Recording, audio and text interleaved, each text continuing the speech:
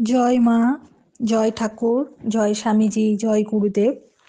উদ্বোধন কার্যালয় থেকে প্রকাশিত স্বামী পরমানন্দ প্রতিদিনের চিন্তা ও প্রার্থনা এই বইটি থেকে বছরের প্রতিটি দিনই পাঠ করার চেষ্টা করব।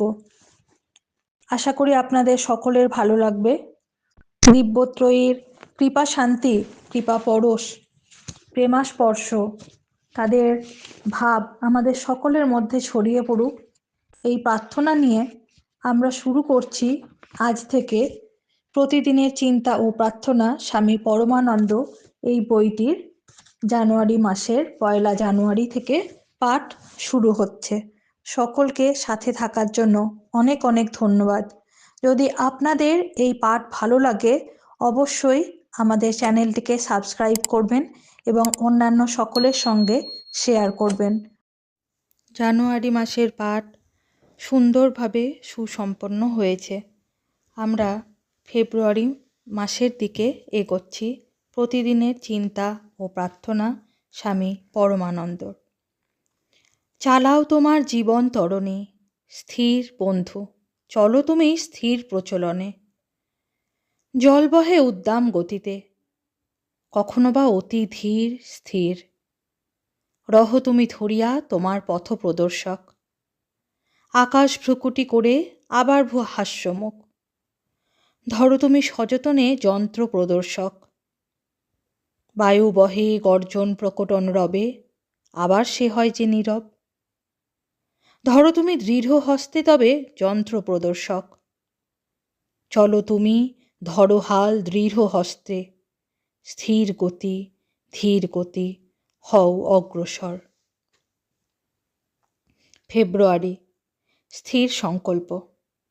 যিনি স্থিতপ্রজ্ঞ ও অবিচলিত, যিনি আনন্দ বেদনায় সুখে দুঃখে স্তুতি নিন্দায় সমভাবাপন্ন, যিনি সম্মান অসম্মান বন্ধু শত্রুকে এক বলিয়া মনে করেন, যিনি স্বার্থপ্রণোদিত সকল কর্ম পরিত্যাগ করিয়াছেন, তিনিই প্রকৃত জয়ী।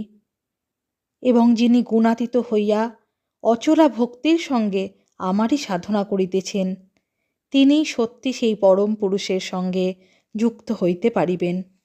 ভগবদ্গীতা। 23 ফেব্রুয়ারি দিনের প্রধান চিন্তা। সংকল্পে অটল ও একনিষ্ঠ হওয়া একটি মহৎ গুণ।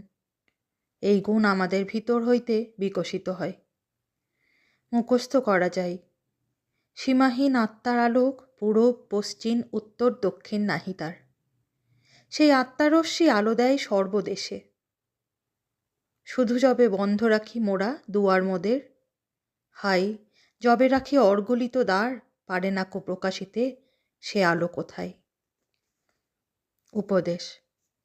আমাদের এমন জ্ঞান অর্জন করিতে হইবে যাহা অচল অটল।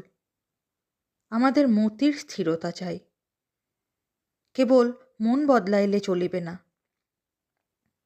যাহারা খামখেয়ালি অস্থির চিত্ত, তাহারা নিজেরাও দুঃখ পায়, অপরকেও দুঃখ দেয়। আলো যদি নিভিয়া যায়, জানিবে যে সে একটা আকস্মিক ঘটনা নয়, আমাদের অসাবধানতার ফলেই নিভিয়া গিয়াছে। কোনো কিছুকেই অবহেলা করা উচিত নয়। স্থির ও সাবধান হইয়া আমাদের সর্বদা চলিতে হইবে, সজাগ থাকিতে হইবে। মনে স্থিরতা চাই এবং নিত্য বস্তুতে মনকে নিবিষ্ট করিতে পারিলেই দৃঢ়তা আসে। এই দৃঢ়তার আমাদের বিশেষ প্রয়োজন।